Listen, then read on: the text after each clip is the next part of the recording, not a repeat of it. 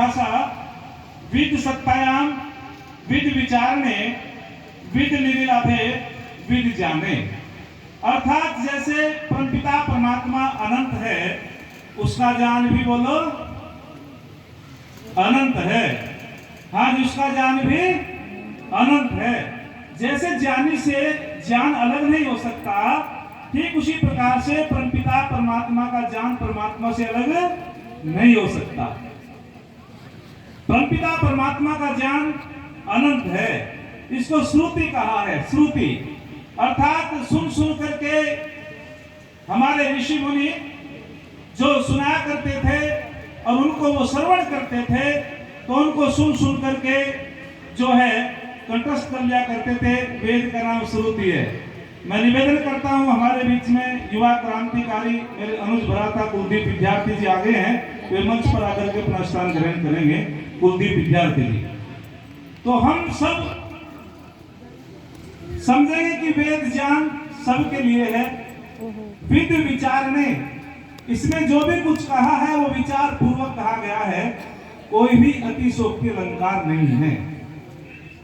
अर्थात सारी की सारी बातें यथार्थ है, कुछ भी इसमें अतिशोक्ति अलंकार नहीं है। विद लाभे, जिसके पढ़ने में और पढ़ाने में, सुनने में और सुनाने में लाभ ही लाभ होता हो, उसे वेद कहते हैं, वो वेद है।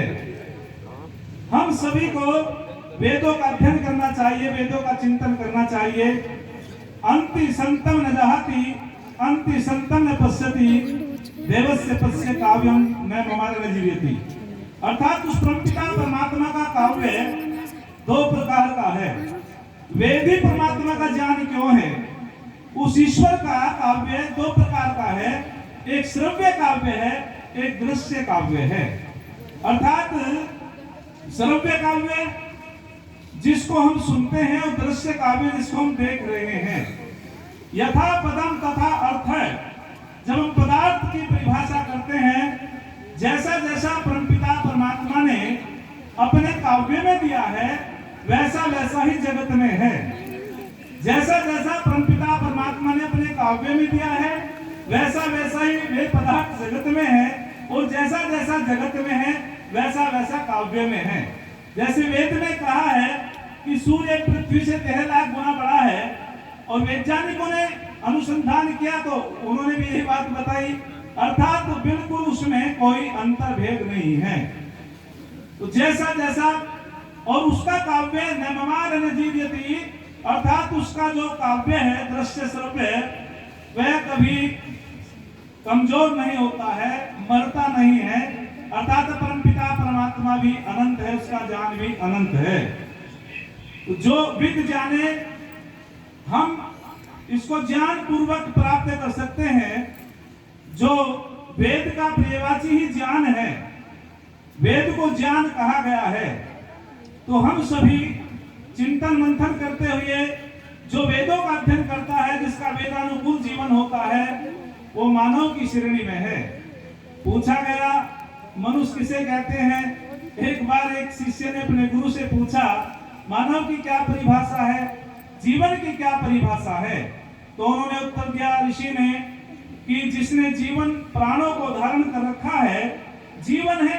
जब तक प्राण शरीर के अंदर है वो प्राणी है, और जब प्राण निकल जाते हैं तो वह प्राणी है। लेकिन प्राण धारण करने वाले तो प्राणी हैं। फिर अगला प्रश्न किया गया कि मानव किसे कहते हैं? तो ऋषि ने कहा जिसने मानव चोले को धारण कर लिया वो मानव है। तो उसने ब्रह्मचारी ने कहा कि मानव के चोले में तो मानव का चोला सबने धारण कर रखा है, लेकिन वेद इस बात को क्यों कहता है मनुभवे, हे मानव तू मानव बन।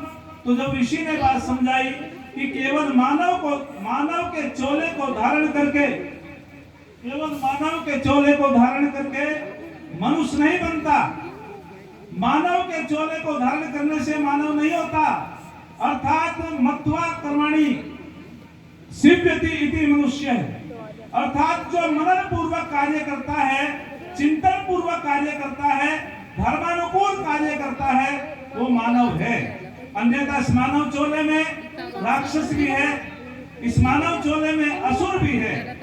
तो हम सभी को वेदानुकूल अध्ययन चिंतन करना चाहिए। जो वेद के अनुकूल चिंतन मंथन करता है, एक उदाहरण देकर के मैं अपनी वाणी को विराम दूंगा। एक बार जब हमारा देश स्वतंत्र हुआ, ऋषि बोध उत्सव मनाया गया, तो वहां सरदार वल्लभ भाई पटेल को मुख्य वक्ता के रूप में, अतिथि के रूप में आमंत्रित किया गया।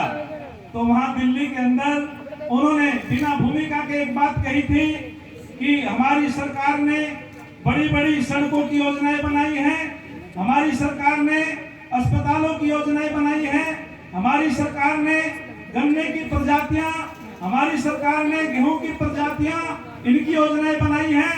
लेकिन जिस मानव के लिए, मैं संक्षिप्त बोल रहा हूं, जिस मनुष्य के लिए सारी योजनाएं बनाई गई है, उस सरकार के पास मानव को मानव बनाने की कोई योजना नहीं है।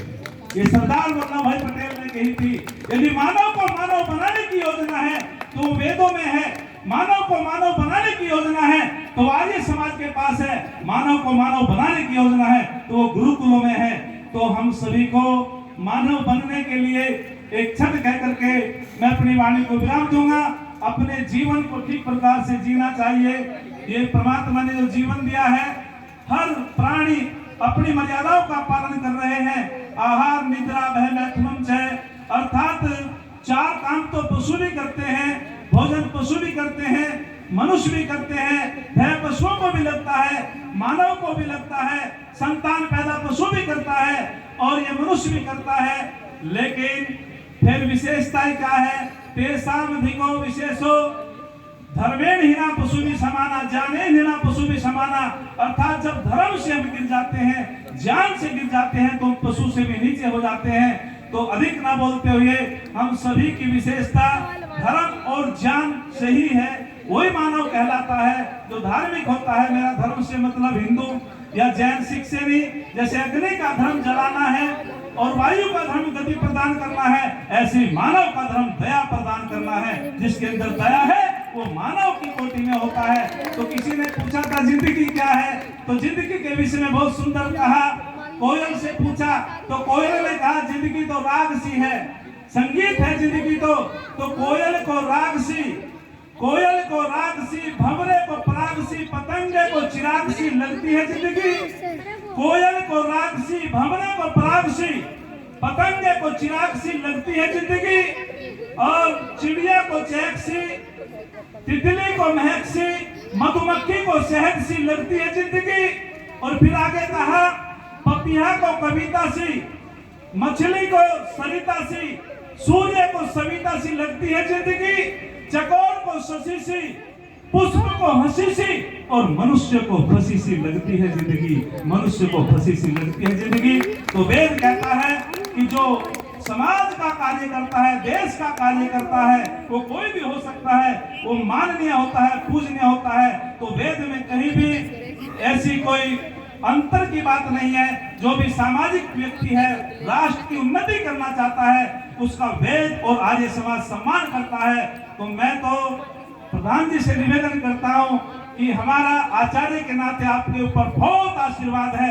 आप आगे बढ़ते चले जाओ और हम सब तुम्हारा सहयोग करते चले जाएंगे। जो वेद का सिद्धांत है, इन्हीं शब्दों के साथ एक छंद कहकर के अपनी वाणी को विराम दूंगा। अपना मुकद्दर जो स्वम है बनाते, अपना मुकद्दर जो स्वम है बनाते, दुनिया उनकी धुरी पर घूमती है। अपना मुकद्दर जो स्वम है बनाते, दुनिया उनकी धुरी पर घूमती है। मेहनत ही जिनका धर्म कर्म है, सफलता उनके चरण चूमती है, सफलता उनके चरण चूमती है। अरे जिसको मेहनत से बहाना पसीना आता है, फटा आंचल दुखी दुर्बल का सीना आता है, चाहता है औरों के जीने में अपना जीना। सच तो ये लोगों दुनिया में उसी को जीना आता है, सच तो ये लोगों दुनिया में उसी को जीना आता है। तरुणाई के यौवन से युग का इतिहास बदलता है। जिधर जवानी चलती है उधर जमाना चलता है। अरे जवानी वह नहीं जो काली जुल्फों पर लुट जाए, जवानी तो वह है जो भारत माँ के चरणों पर लुट जाए, जवानी तो वह है जो भारत माँ के चरणों पर लुट जाए। इति ओम शांति।